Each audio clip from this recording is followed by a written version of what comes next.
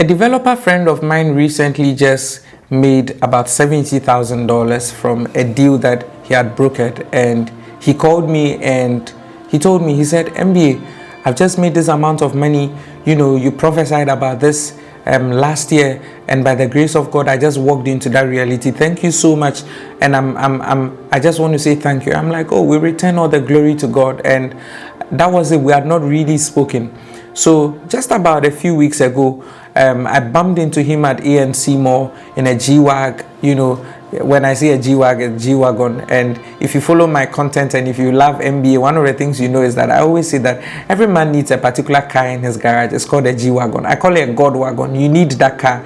It's not a car, it's a machine, you know. So I bumped into this brother at ANC Mall in a G-Wag. And I'm like, we started having a conversation, and then I'm like, wait, the money that you made from your sale, I hope that's not what you have bought the car with.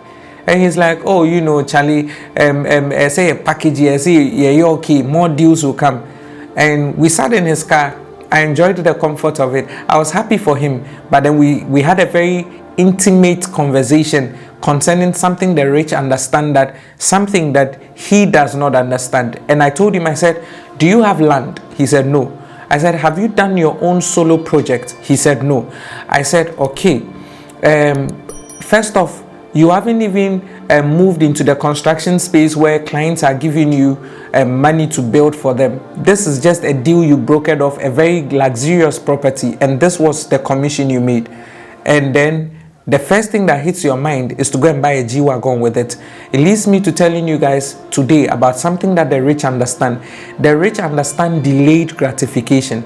The poor person wants instant gratification.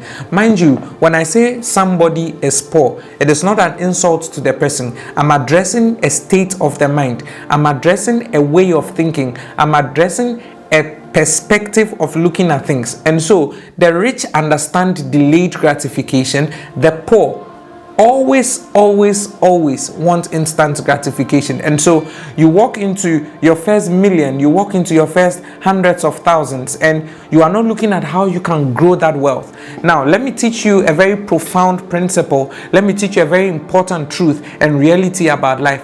Every time money comes into your hand, every time money comes into your hand, that money, you have to see it in two perspectives. The first one is that you have to see that money, a portion of it, as a seed.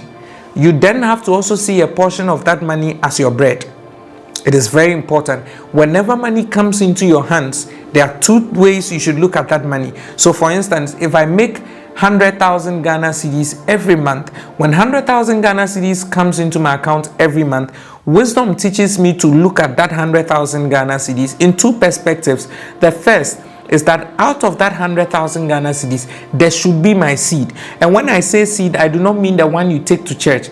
I basically mean out of that amount of money that you are getting, you should be able to pick a portion of it and throw it into an investment or put it into use so that it can bring in another return. The Bible said that money has wings, it flies. And so when you're able to put money into a proper vision-driven activity, one of the things that money does is that it will fly and bring you other portions of money.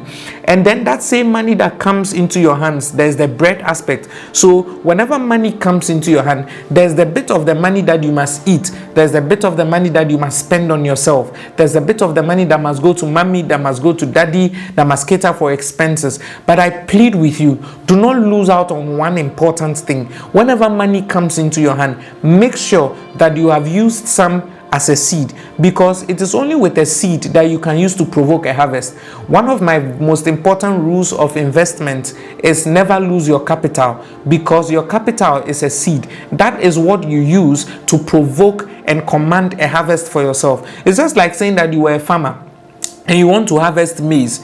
The quantity of maize seeds you have will determine the quantity of harvest you provoke. And so whenever money comes into your hands, I want you to by now do a self-audit and have percentages for the amount of monies that come into your income basket, and think of it this way: what percentage of it must go into an investment, or what percentage of it must go into a certain vision-driven activity that's going to command a certain harvest for you, and what percentage of it must go into what you call your bread, or must go into what we call your expenditure or your expenses. It is very, very important for you to understand. If you wear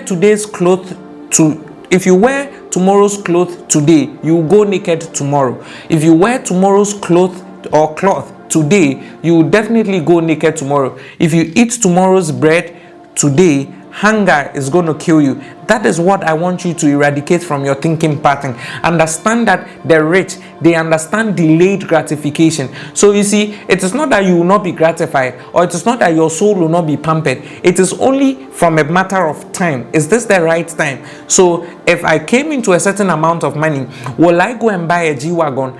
Do I want a G-Wagon? Yes. Is this something that I would love to have? Yes. Is this something that will gratify my soul? Yes. But I asked my brother, I said, bro, brother to brother, have you done any form of investment whatsoever with the money that came into your hand? He said no. And he said something. He was like, more deals go come, I will sell more. And I'm like, do you have a funnel that can guarantee your number of sales per month? And he's like, no. And I'm like, you see, if care is not taken, what's going to happen is that you're going to lose that G-Wagon, because soon you will not have enough resources to maintain that car.